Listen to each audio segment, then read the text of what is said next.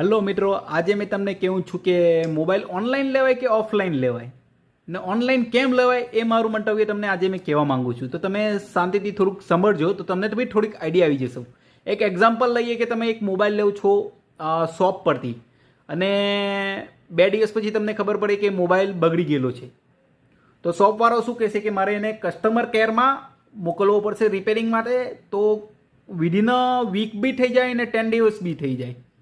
અને જો તમે એ જ વસ્તુ તમે ઓનલાઈન લીધેલો છે મોબાઈલ કાં પછી લેપટોપ કાં પછી XYZ ઇલેક્ટ્રોનિક આઇટમ, તો તેમાં 7 days રિટર્ન પોલિસી હોય.